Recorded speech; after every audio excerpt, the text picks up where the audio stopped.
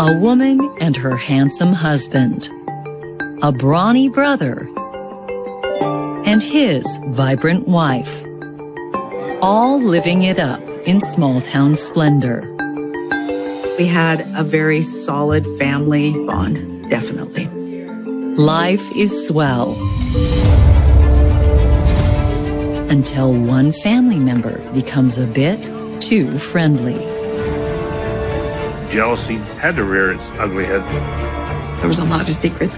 It caused some pretty big rifts. Welcome to a world of flirtation, retaliation, and murder.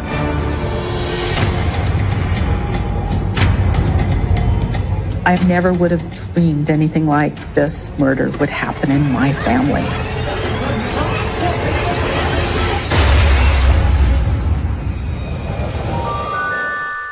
They say blood is thicker than water. But sometimes, your deadliest enemies are your closest relatives.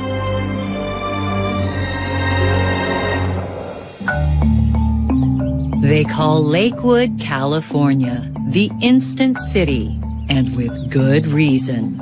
This delightful town went from bean fields to suburban sanctuary in just a generation. Lakewood is a little town where everyone knows everybody else and nothing happens. Very safe, very good place to raise a family. This picket fence paradise is a dream come true. But there's a seedier side to Lakewood, where the grass isn't always greener and the water runs red. If Lakewood looks like a perfect suburb, then the Fords are surely the town's ideal family. Proud young parents Anita and Barry are besties with Anita's brother George and his wife Jill. For Barry and his son, the local scrapyard is the ideal spot for a dude's day out.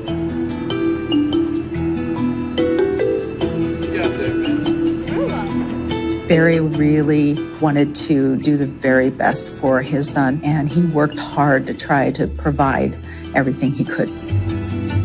Barry Ford seemed like a very responsible, hardworking guy. He seemed to be family-orientated. Exploring this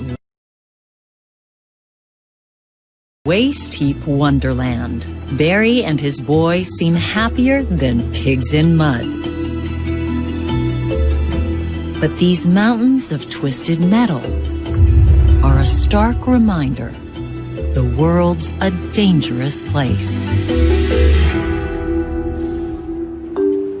Of course, Barry didn't bring his son here just to impart life lessons. They're also here to visit the new crane operator, Uncle George. Hey, what's up, boy? Hey, welcome to the yard, huh?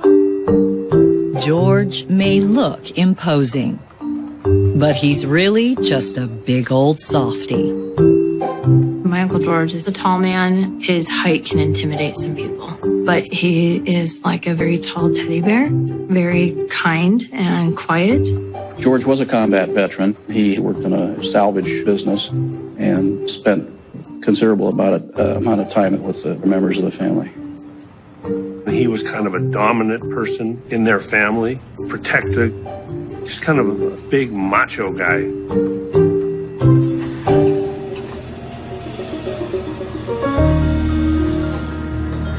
All right, huh?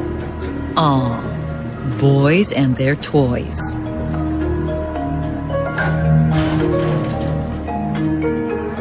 The Fords do know how to have fun.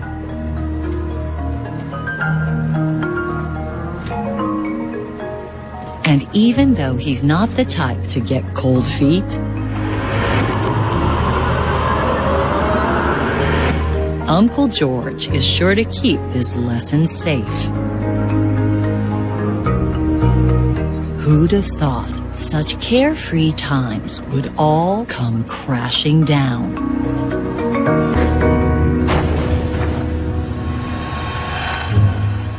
While Barry's at the scrapyard, his wife, Anita, is back home, playing hostess. The family piano's been hitting some sour notes, and it will take strong, skillful hands to get this neglected beauty singing again. With a client this alluring, who would complain?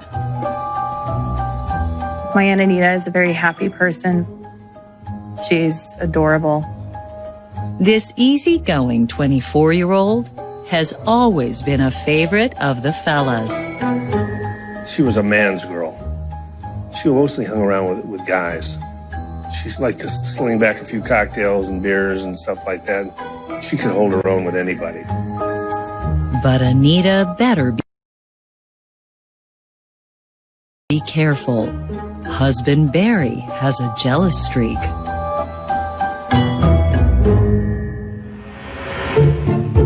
Anita's brother George, on the other hand, is married to a woman who isn't much of a flirt. Jill is more of a fitness freak.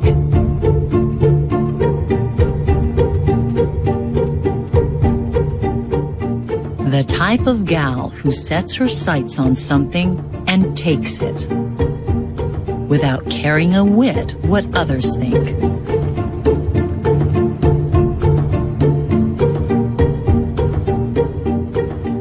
Jill prefers her conversations to the point, and her men tough as nails. Jill was attracted to George because he was a big, tough guy. She obviously liked the manly man type. They seem to really love each other and have a lot of fun together. Jill and her blue-collar husband are the final pieces of the Ford family's beautiful mosaic.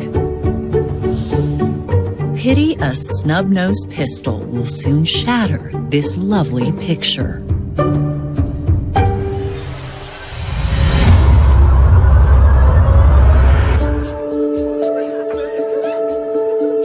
Though Anita's husband works long hours during the week, Anita's weekends never seem to end.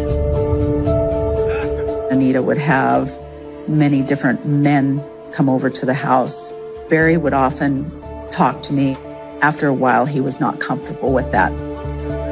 It's another fun-filled afternoon at Anita's, until the party's cut short.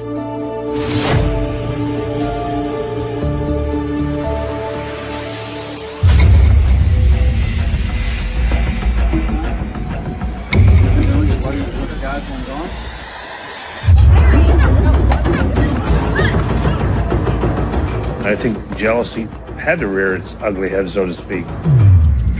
Anita's boy toys know better than to mess with Barry, but she stands her ground. She can't believe her husband expects her to sit home alone all day, like some boring old nun. Temperatures in the Ford household are really starting to sizzle.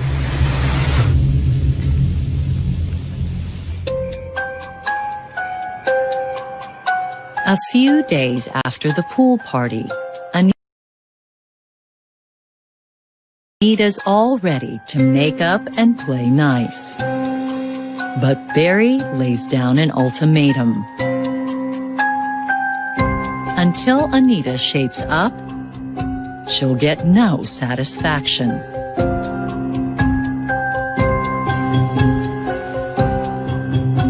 Anita did call me and asked advice. When Barry is mad at me, he won't have sex with me. Poor sulky Anita. She thinks her husband's being unfair.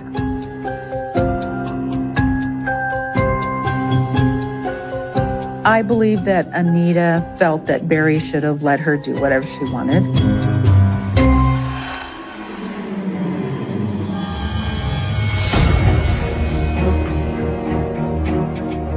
Before long, Barry and Anita's spiraling dispute will draw in the rest of the family with painful consequences.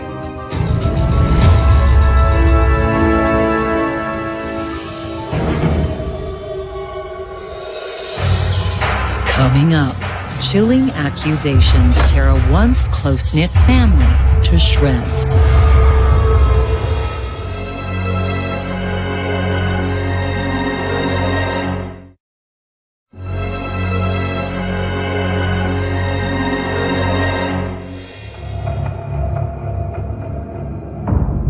Barry and Anita Ford were once the cutest couple on their block. Now it seems they're headed for Splitsville. Barry and Anita's relationship was deteriorating for quite a while. Anita just got fed up. Barry came to me saying, I don't think Anita loves me anymore. Though they still play the part of a happily married couple, Anita is miserable and Barry has lost all patience. A few glasses of wine is all it takes for Anita to start dishing to sister-in-law Jill. Seems Barry's jealousy is just the tip of the iceberg. Anita said that there had been some issues in the house with Barry being abusive towards Anita. Anita Ford claimed that Barry was physically abusive towards her and his son. Jill cannot believe her ears. She's always known Barry to be a stand-up guy. I witnessed them arguing, but I never witnessed any physical abuse of any kind towards Anita.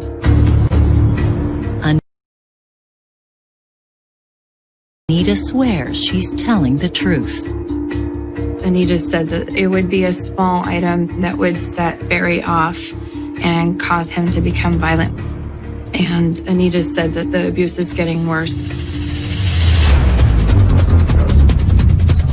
When Barry is called out in front of the family, he denies everything. There was never any reason to think that she was abused. There was never any sign of Anita being afraid of being hit. What are you telling her? But Anita's brother George is quick to believe the worst. Put your hands on my sister. Touch her, okay? George is a big protector of his family, and with Anita being the little sister, he's very protective of her.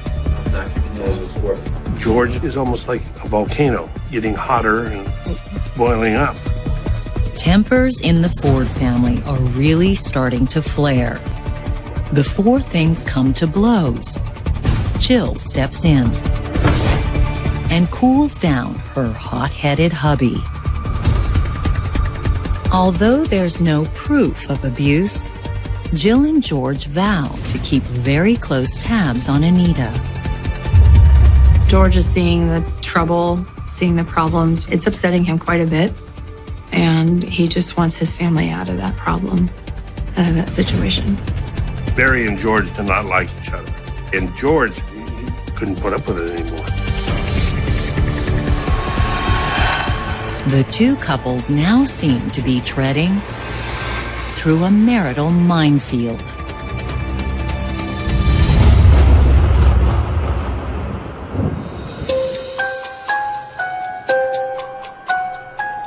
But just when it seems the Ford family's on the verge of a complete collapse, a curious about face. The relationship has been going downhill for a while, and Barry decides to offer an olive branch. Barry takes Anita on a Labor Day getaway to the picturesque vineyards of Solvang in Santa Barbara wine country. Barry loved Solvang. I think it brought back memories for him. And he was trying to do things to help their marriage. Barry loved Anita and really wanted to make it work. Despite some of the issues with regard to men coming over, he did want to save the family unit. Anita's really taken with Barry's surprising new romantic side. There may be hope after all. Anita wanted to have a father for her children. Barry was the father. She was trying to work on her marriage with Barry, trying to get things back on track. Things may be looking up. But this holiday weekend won't be a cure-all for everyone in the family. Blood is going to be spilled. All the way down in Huntington Beach, 20 miles south of Lakewood. It all starts with a strange discovery around 10:45 that night. This patrol officer who was driving around near an industrial park. It was a fairly isolated area on a weekend night. Smack in the middle of this remote industrial park, an abandoned car idles. At that time of day, shouldn't have had hardly anybody. And he thought that was unusual, so he went over to investigate. That's when he spots a blood-spattered body, lying still as a stone. The person is actually still alive, barely. Had a very faint pulse. He was laboring to breathe. The patrol officer, he called for the paramedics to come. But by the time they arrive, it will already be too late. This is a murder scene.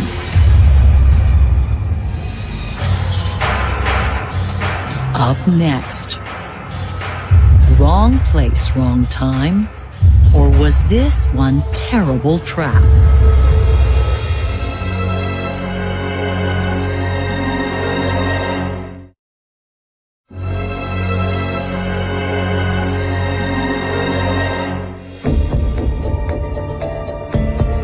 In a deserted industrial complex, paramedics have lost their battle to save a dying man. This bleak and bloody sight now falls under the purview of the Huntington Beach Homicide Squad.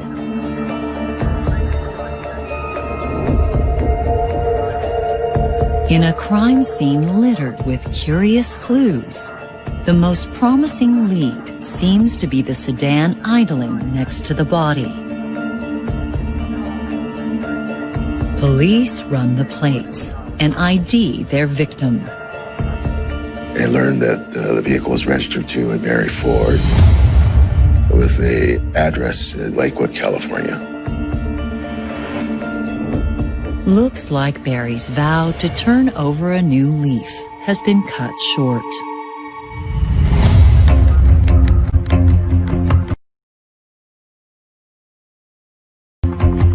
It doesn't take long to establish cause of death. An apparent gunshot wound to the right rear portion of his head, just above the right ear.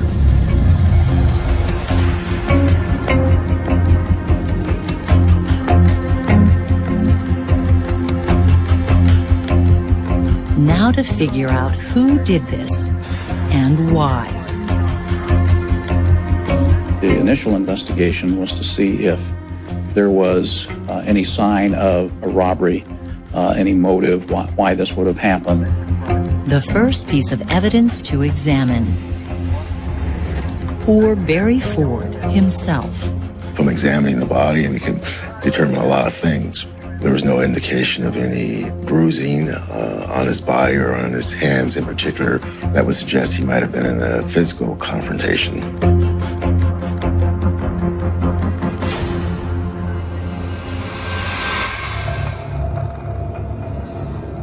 This remote industrial zone has no shortage of junk and debris.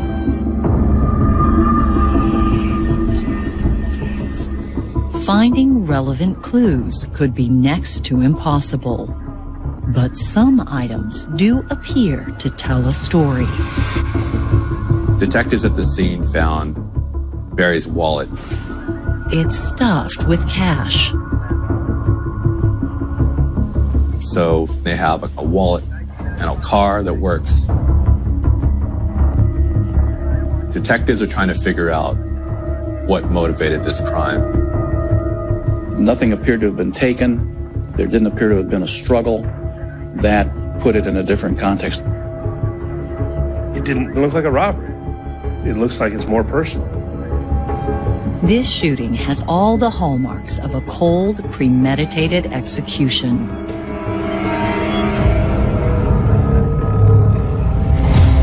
But what's the motive?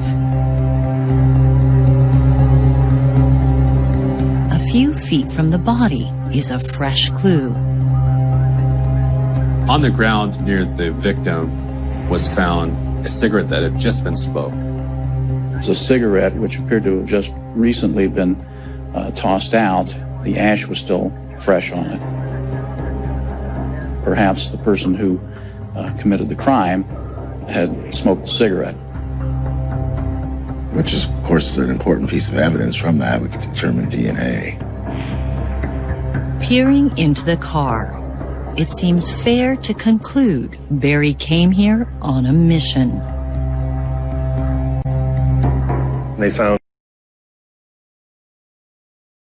some tools, wrench, and stuff like that. Consistent with the kind of tools that you would use to work on an automobile. Looking for any clues at this point, the significance of that to the officers is that he was in the process doing some kind of work on a car. Perhaps Barry was lured here to help repair the killer's vehicle.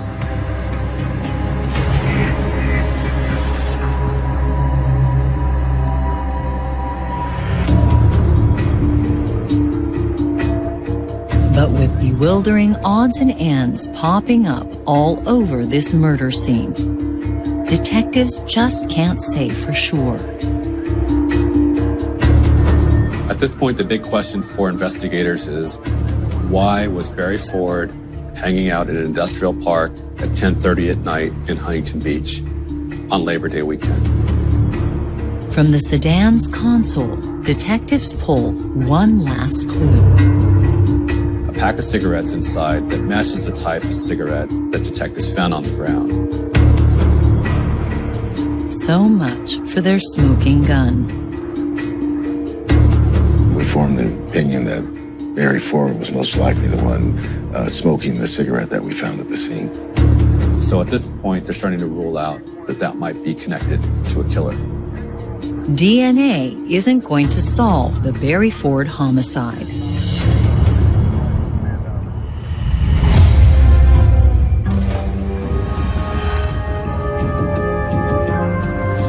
Detectives will have to go back to basics. On every homicide, there's always a relationship between the killer and the victim.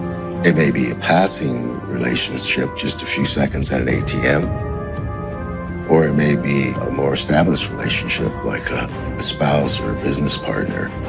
So one of the important things to do is to try to determine what the relationship is between the killer or killers and the victim. 2 homicide detectives are already en route, looking to answer that very question.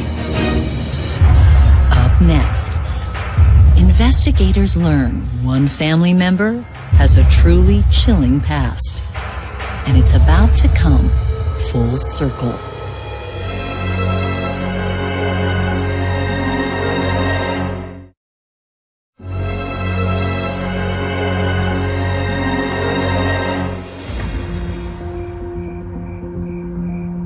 It's Labor Day weekend, but Huntington Beach police aren't enjoying a holiday off. They're searching for a killer. At 1:45 a.m., just a few hours after Barry Ford's murder, detectives meet with his wife. Police advised Anita Ford that Barry Ford had been killed. When they notified her, she reacted with surprise. She was shocked. She was really upset. But there's no time for quiet grief. Anita needs to answer some questions. You want to find out what the family knew, or if the family had any leads. She was the closest person, the next of kin. time for a trip downtown.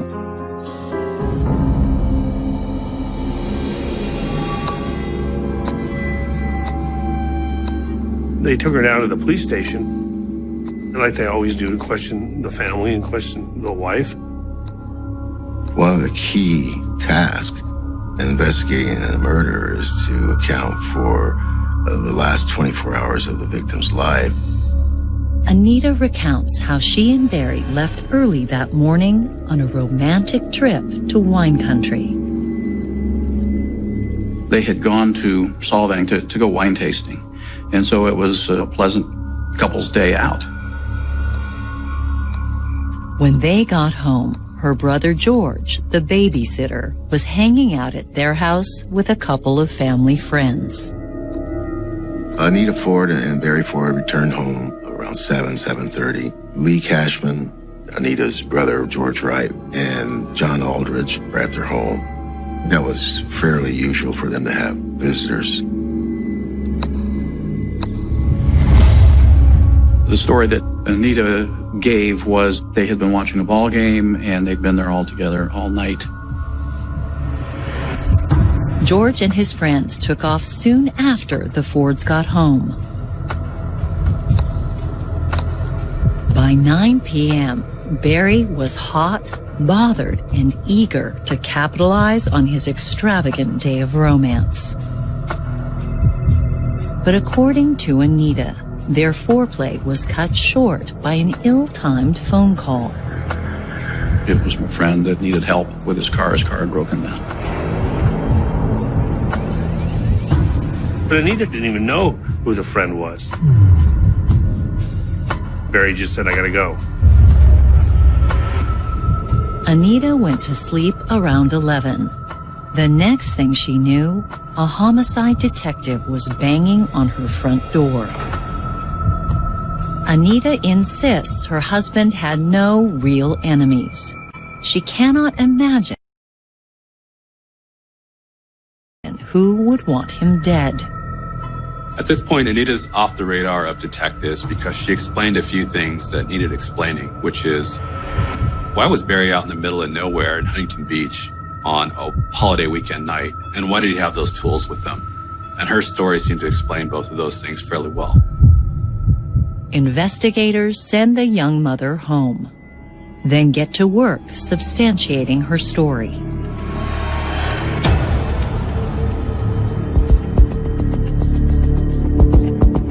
We contacted John Aldridge, arranged for him to come to the Huntington Beach Police Department to give a statement.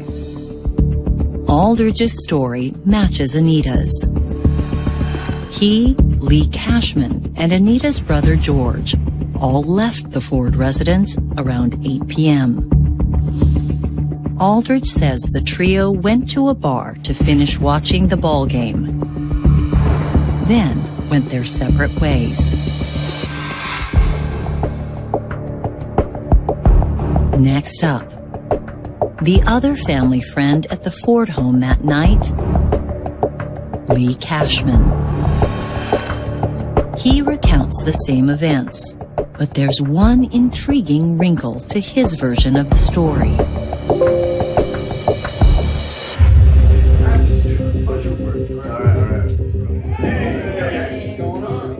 Lee Cashman told us that when Anita and Barry returned home from the trip to Solvang, Barry discovered a broken timepiece. He was upset about it.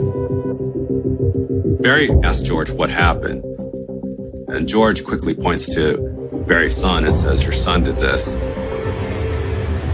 The watch is a family heirloom. And Barry goes crazy. Barry disciplines the son in front of the whole party. George is none too happy with that, and the two have an argument over it. Anita had to calm them down, basically referee the argument. A heated argument just hours before the murder? A curious turn of events.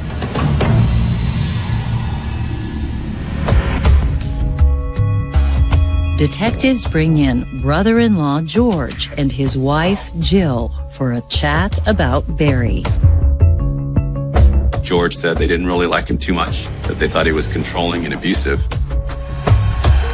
George also confirms Barry's dark side was on full display that night. Barry being rough with his child, George said that upset him very much. But George insists his response was to leave the house, not to kill Barry. Detectives also asked Jill where she was that night. She said she'd been home all night and that she was there when George got home. If Jill's hard-bodied husband was still sore about his fight with Barry, she was more than happy to take his mind off that unpleasant incident. He came home a little before midnight, and she didn't see anything unusual about the situation. And George was his old steamy self when he arrived home. This sizzling siren has always known how to play her hunk like a fiddle.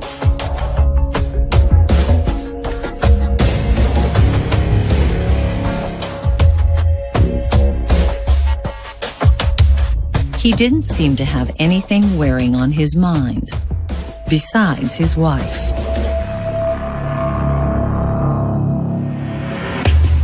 There's just one last question for the couple. Detectives asked if they own a gun. George told detectives that he didn't own a gun. Investigators have no evidence tying Jill or her husband to Barry's murder.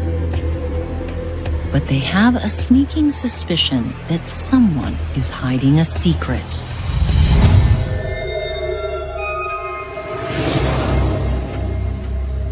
Time to question the scrapyard staff. The detectives wanted to get more information on George. They tried to interview people that George knew, starting with the person who was working with him. A co-worker of George's at the salvage yard, he reveals a couple of interesting things. Like a history of violence. George bragged a lot about being tough. George bragged that he had killed 200 men in combat. George had said he wouldn't have a problem killing again, that it would just be another body to him. Investigators asked the co-worker if he ever saw George with a gun. The salvage yard was in a relatively remote place for them to take their guns and use it as a shooting gallery. Actually, right over there. The co-worker said George brought a gun to work a couple weeks before the murder. It was gold, and he said George wanted to try it out to make sure it didn't jam. So they set up some target practice at the salvage yard, and they used the gun. George's pretty little golden gun must have slipped his mind during the police interview.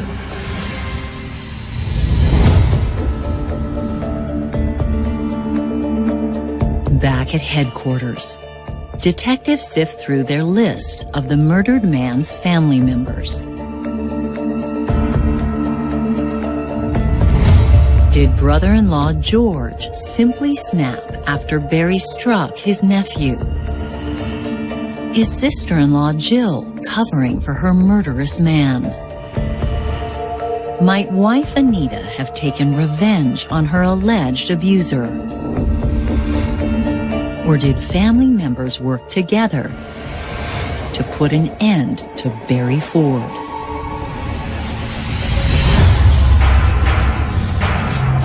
Coming up, a truth more twisted than anyone could have imagined.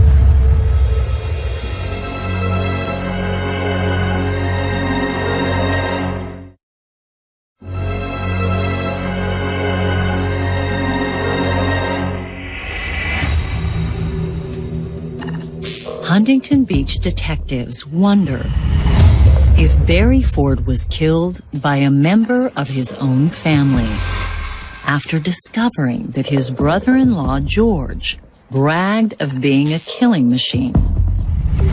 Investigators are convinced the answer is yes. couple of things were coming into place. One, he had a gun. Two, he knew how to use the gun. Three, it was bragging about killing people.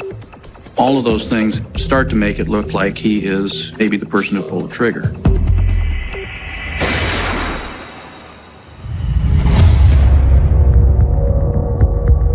And if George lied about the gun, what might his wife be keeping from detectives? George's wife, Jill, there was quite a bit of consideration as to whether she might know something about what happened. To prove George is involved, they'll need to break his alibi, which means turning the big man's own friends against him. John Aldridge and Lee Cashman were both with George on the night of the murder, and the pair can't quite keep their story straight. Cashman, in my opinion, was the weak link. Perhaps a second high-pressure interrogation will loosen his tongue.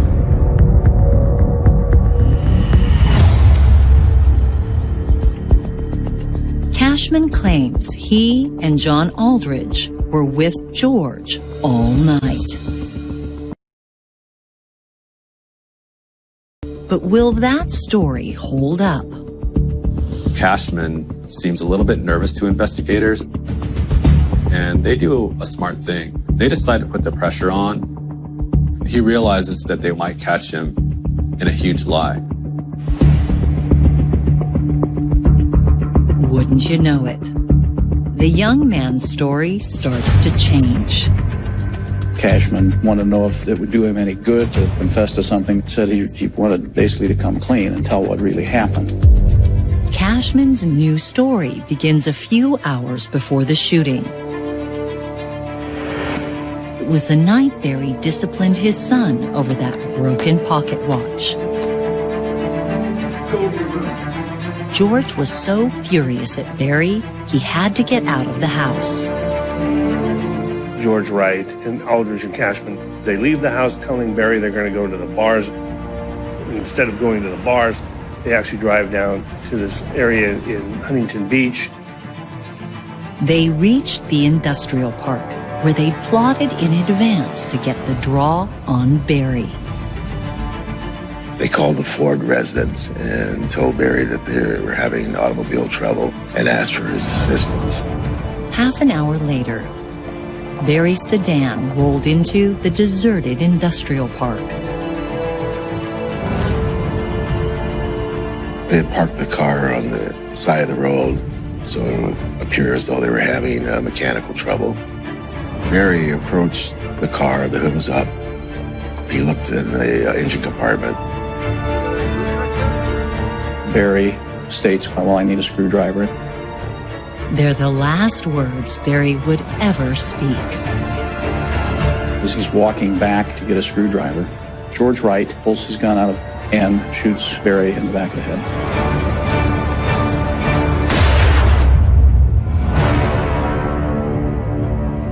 As Barry takes his last painful breaths, the trio of killers jump into their car and speed away.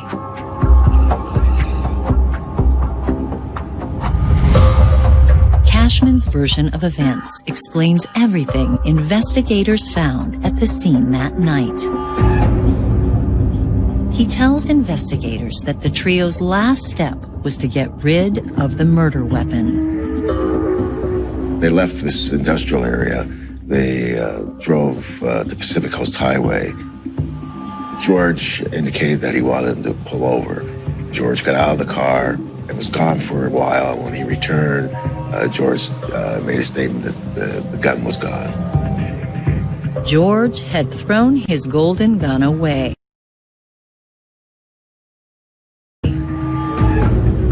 Off of a bridge into an inlet, the officers later go and try to find the gun. They're never able to recover the gun.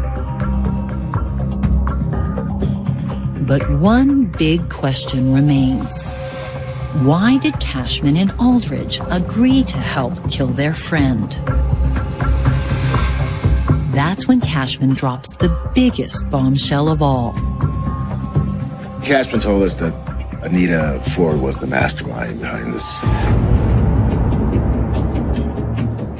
Cashman breaks the case open and reveals that Anita had promised to pay them a substantial amount of cash from Barry's life insurance policy. He said Anita planned it, and Anita was going to pay him $2,000 each.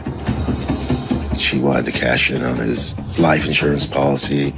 So that would give her the money to then pay them for committing the murder. George did it, but Anita planned it. Anita's big, brooding brother was the perfect hired gun. George had the capability of getting angry. He was big. He knew guns. He could be motivated by his sister. Of course, it didn't take too much convincing for George to unload on the brother-in-law he loathed. The motivation for George, aside from the money, appeared to be what his sister had told him, and that was that Barry was abusive. Whether or not she was actually being abused is a whole other story, but that's what George was told. So you pretty much got the perfect pawn to include in your conspiracy. George's wife, Jill, is the only member of the group not involved in the murder plot.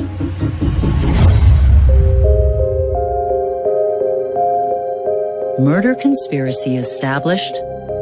Huntington Beach police make their move.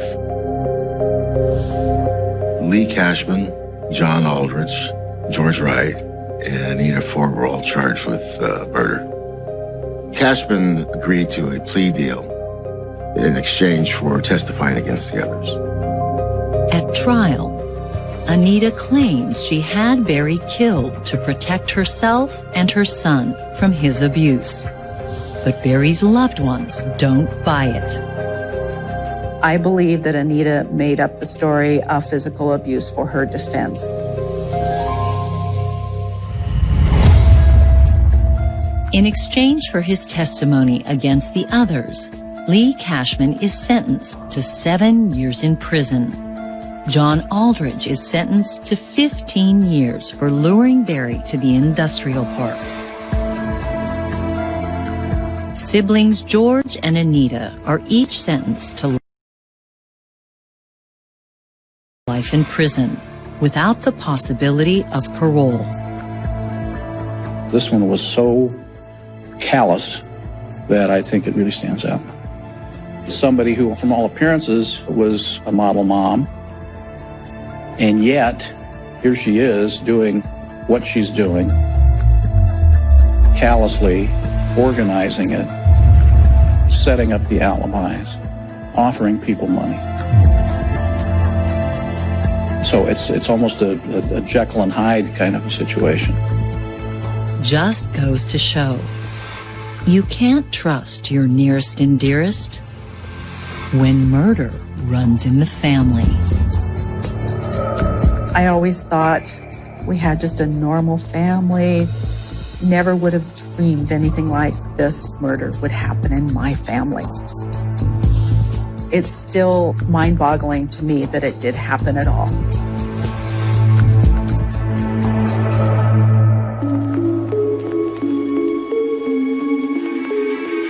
Today, the suburb of Lakewood is peaceful once more, but no one will ever forget the brother and sister who ended a marriage with a bang.